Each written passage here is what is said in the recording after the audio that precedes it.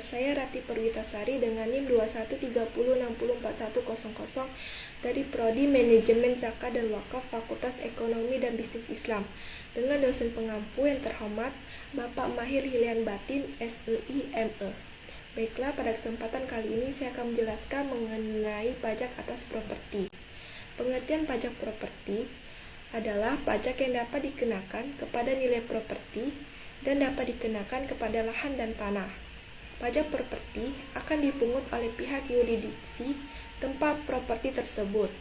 Jadi dapat diartikan bahwa pengertian pajak properti hampir sama dengan sewa terhitung. Jenis-jenis pajak. Yang pertama ada jenis pajak pusat. Jenis pajak pusat terbagi menjadi 3. Yang pertama pajak penghasilan atau PPh, yang merupakan pajak yang dikenakan kepada orang pribadi atau badan atas penghasilan yang diterima atau diperoleh dalam suatu tahun pajak. Yang kedua, pajak pertambahan nilai atau PPN, yang merupakan pajak yang dikenakan atas konsumsi barang kena pajak atau jasa kena pajak di dalam pabean atau dalam wilayah Indonesia. Yang ketiga, pajak bumi dan bangunan atau PBB, adalah pajak yang dikenakan atas kepemilikan atau pemanfaatan tanah dan bangunan. Yang kedua, jenis pajak daerah provinsi terbagi menjadi 4 macam. Yang pertama, pajak kendaraan bermotor adalah pajak kendaraan bermotor yang diperuntukkan bagi orang pribadi atau badan yang memiliki atau menguasai kendaraan bermotor. Yang kedua, B. Balik nama kendaraan bermotor diperuntukkan bagi orang pribadi atau badan yang dapat menerima penyerahan kendaraan bermotor. Yang ketiga, pajak rokok adalah pajak yang diberlakukan oleh para konsumen. Keempat, pajak air permukaan. Pajak air permukaan berobjek pada pengambilan atau pemanfaatan air di permukaan. Orang pribadi atau badan yang dapat melakukan pengambilan atau pemanfaatan air permukaan wajib membayarkan pajaknya. Yang ketiga, jenis pajak daerah, kabupaten, dan kota.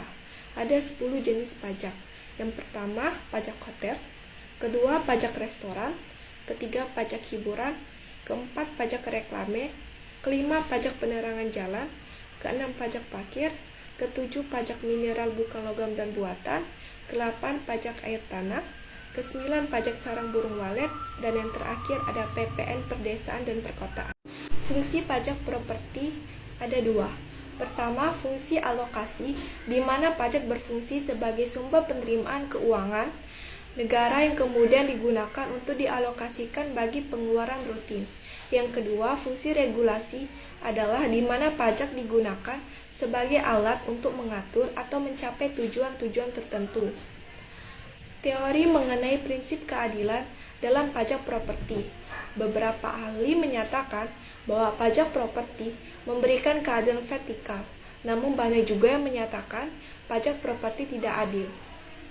Ball dan Lin menyatakan pembajakan atas tanah dan bangunan dapat menciptakan keadilan, karena rata-rata orang yang memiliki tanah adalah orang kaya, dan dari pajak tersebut dapat disubstitusi untuk penyediaan tanah dan rumah serta pinjaman kredit rumah bunga ringan.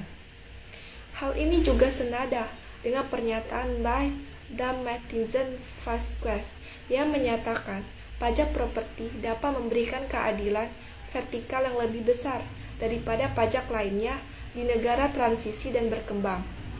Hal ini disebabkan kepemilikan properti terkonsentrasi pada para hartawan di negara berkembang dan tuan tanah yang tidak tersentuh oleh sistem pajak penghasilan. Dengan basis kepemilikan properti yang terkonsentrasi tersebut, maka pajak properti menjadi progresif dan adanya pembebasan atau pengurangan pajak bagi perumahan umum dan properti bernilai rendah menambah progresivitas tersebut.